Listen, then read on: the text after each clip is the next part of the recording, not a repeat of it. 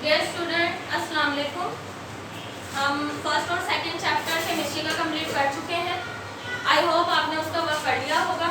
अब हम अपना थर्ड चैप्टर स्टार्ट कर रहे हैं, atomic structure. Atomic structure mean atoms के स्ट्रक्चर के बारे में हम बात करेंगे। जैसे कि बहुत से लोग एक टॉपिक पे अपने अपने नज़रियात पेश करते हैं, इस तरह एटॉमिक स्ट्रक्चर पर मुख्तलिफ साइंटिस्ट ने अपने जो है वो स्ट्रक्चर दिए, अपने नज़रियात दिए। ठीक है, पहले हम स्टार्ट करेंगे। सबसे पहले हम बात करेंगे Dalton atomic theory. Dalton atomic theory, Dalton एक साइंटिस्ट थे, इंग्लिश साइंटिस्ट। इन्होंने अपनी थ्योरी पेश की थी। इन्होंने इसमें यह बताया था कि all element made up of, तमाम जो एलिमेंट्स हैं वो बहुत ही बारीक जर्रे से मिलकर बना है, जिसे हम क्या कहते हैं, एटम, जो ना टूट सकता है और ना ही फना हो सकता है। ठीक है, अच्छा। नंबर 2, हर एलिमेंट के जो ज़रात है, जैसे अगर हमारे पास एक सोडियम का एटम है तो उसमें जितने भी ज़रात सोडियम के होंगे वो तमाम कैसे होंगे, एक जैसे। ठीक है। नंबर 3, पॉइंट 3, उसमें कंपाउंड। कंपाउंड किसे कहते हैं, जब दो, जैसे कि सोडियम एंड क्लोराइड, सोडियम अलग है, क्लोराइड अलग है, जब दो डिफरेंट एटम आपस में मिलते हैं तो क्या बनाते हैं, कंपाउंड। ठीक है। उसके बाद आता है केमिकल रिएक्शन। केमिकल रिएक्शन का मतलब ये होता है कि जब दो मुख्तलिफ एटम आपस में मिलकर न्यू कंपाउंड बनाते हैं, फिर वो किसी और से मिल जाते हैं, लाइक वाटर के साथ, तो वो एक क्या बना देते हैं, एक अलग कंपाउंड, क्योंकि वो इसमें टूट जाता है। तो क्या होता है, Na अलग हो जाता है, Cl अलग हो जाता है, ये अपने आयंस में टूट जाते हैं। तो इस तरह रीअरेंजमेंट्स हो जाती हैं, जैसे कि इसमें लिखा हुआ है the chemical reaction is rearrange.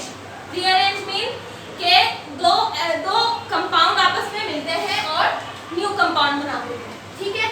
उसके बाद हम आते हैं मॉडर्न थ्योरी पर। मॉडर्न थ्योरी क्या थी कि जो एटम है वो मजीद अपने पार्टिकल्स में टूट जाता है। ठीक है। अब वो फंडामेंटल पार्टिकल्स कौन से हैं, आप भी जानते हैं, प्रोटॉन, न्यूट्रॉन एंड इलेक्ट्रॉन। सबसे पहले हम पढ़ेंगे डिस्कवरी ऑफ इलेक्ट्रॉन।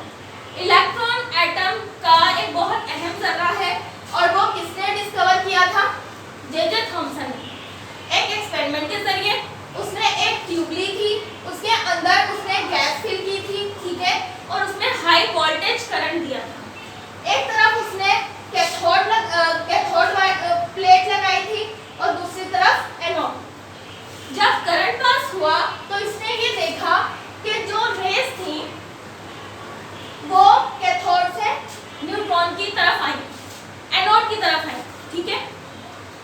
जब करंट पास हुआ, जाहिर बात है हम शॉ को नहीं देख सकते, बहुत सी ऐसी होती, इलेक्ट्रॉन भी हमें नजर नहीं आए, लेकिन क्या हुआ कि जब कैथोड से एनोड के पास स्ट्राइक हुआ और यहाँ पे ब्लू चिंगारियां निकली, ब्लू कलर की चिंगारियां निकली, तो उससे ये पता चला कि जो भी आयंस ट्रेवल कर रहे हैं वो कैथोड से एनोड की तरफ, यानी जो भी जर्रा है वो अपने ऊपर कौन सा चार्ज रखता है, नेगेटिव। और क्योंकि ये शुआएं कैथोड से एनोड की तरफ आ रही थी तो उन्हें किसका नाम दिया, कैथोड। और नेगेटिव चार्ज तो उसको फिर बाद में किसका नाम दिया, इलेक्ट्रॉन्स का। ठीक है। कैथोड रे की प्रॉपर्टीज क्या है, इसके रास्ते में कोई भी चीज आ जाए इस शॉ के तो ये साया देती है। ठीक है। और इसके अलावा ये स्ट्रेट फॉरवर्ड वर्क करती है और ये इनविजिबल होती है, दिखाई नहीं देती। ठीक है। और इसमें पॉजिटिव प्लेट की तरफ ये वर्क करती है और इनका चार्ज टू मास रेशियो क्या होता है, 1.7588 एक्सपोनेंट 6 किलोग्राम। नेक्स्ट, उसके बाद हम पढ़ेंगे discovery of proton. Discovery of proton क्या है, इसी के जरिए हमें, इसी एक्सपेरिमेंट के जरिए गॉर्डन स्टीन ने प्रोटॉन डिस्कवर किया था। ठीक है। उन्हें पता था, जाहिर बात है कि उन्होंने क्या करा था, कैथोड साइड पर एक ऐसी प्लेट लगा दी थी जिसमें थोड़े सुराख थे। अब इन्होंने देखा कि कुछ ऐसे आयन हैं जो करंट जाने की वजह से एनोड से कैथोड की तरफ ट्रेवल कर, सही है। तो उन्होंने कहा कि जाहिर बात है, अब क्योंकि एटॉमिक स्ट्रक्चर की बात, इसमें इलेक्ट्रॉन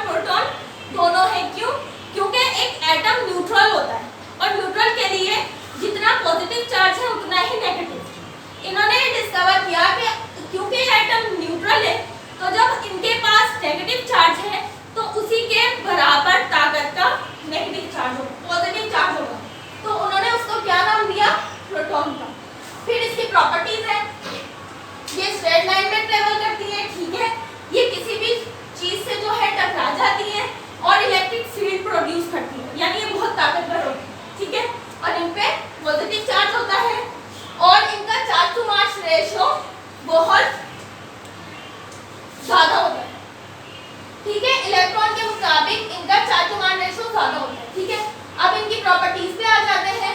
इलेक्ट्रॉन प्रोटॉन न्यूट्रॉन आप अच्छे से जानते हैं कि इलेक्ट्रॉन पे नेगेटिव चार्ज होता है, प्रोटॉन पे प्लस चार्ज होता है और न्यूट्रॉन क्या होता है, उस पर कोई चार्ज नहीं होता। इसके अलावा इनके मास है इक्वल होते हैं, चार्ज टू मास रेशियो होते हैं।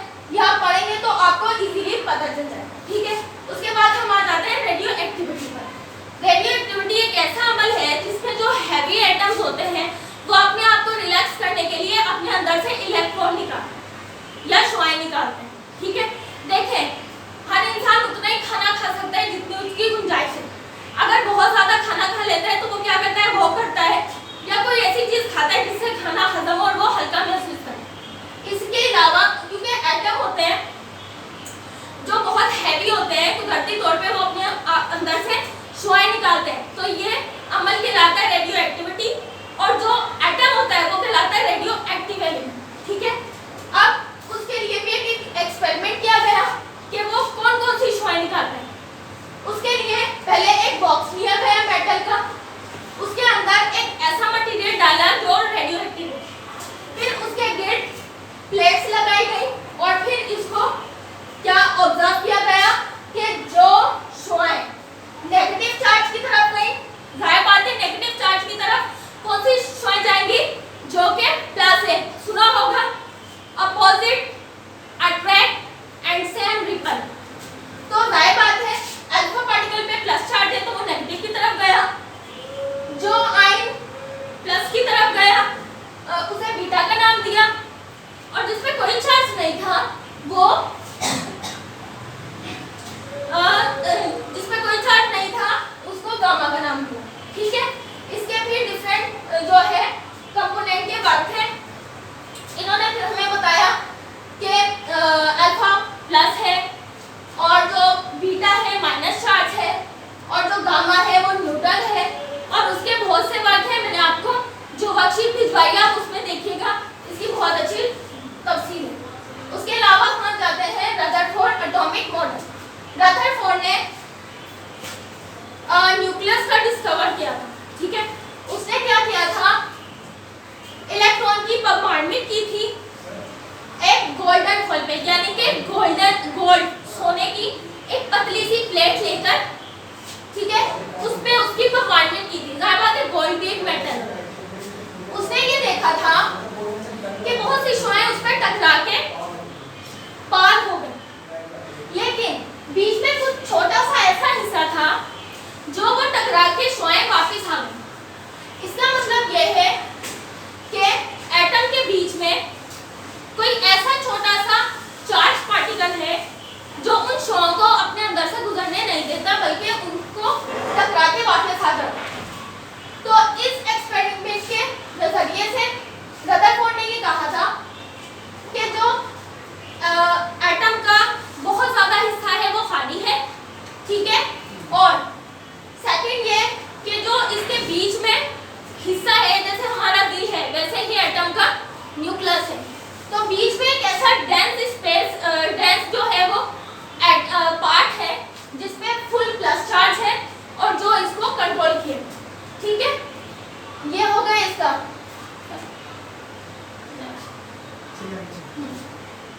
लेकिन इसके अलावा इसके कुछ डिफेक्ट्स भी थे।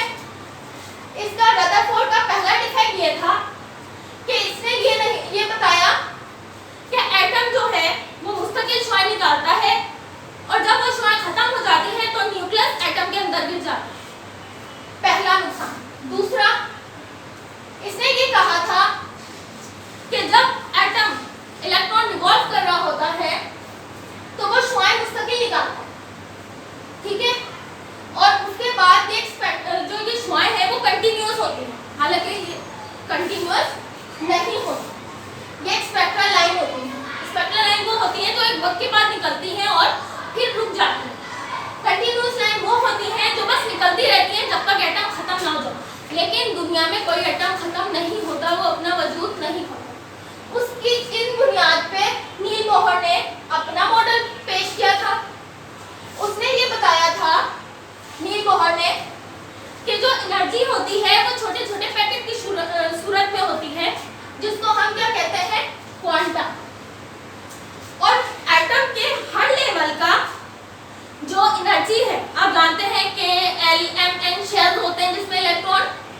इवॉल्व कर रहे हो।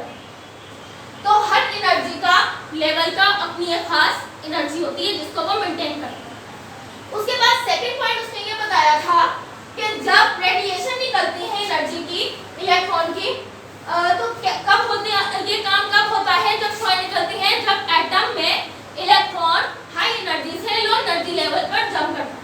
शॉय सिर्फ उसी वक्त निकलती है, लेकिन रदरफोर्ड ने इसको पॉइंट आउट नहीं किया। और उसने ये बताया कि जो एनर्जी है वो किसके प्रोपोर्शनल है, इसकी फ्रीक्वेंसी। ठीक है, उसके बाद आ जाते हैं हम एटॉमिक नंबर और एटॉमिक मास पे।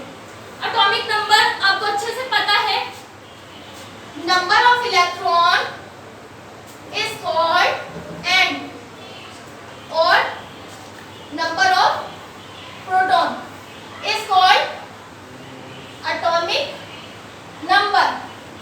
न्यूक्लियस के अंदर क्या होता है, प्रोटॉन एंड न्यूट्रॉन।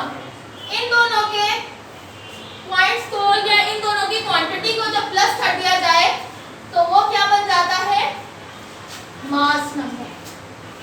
ठीक है, उसके अलावा हम एटॉमिक नंबर को किससे शो करते हैं, Z से, और एटॉमिक मास को किससे शो करते हैं, A से। एटॉमिक मास नंबर एक ही बात।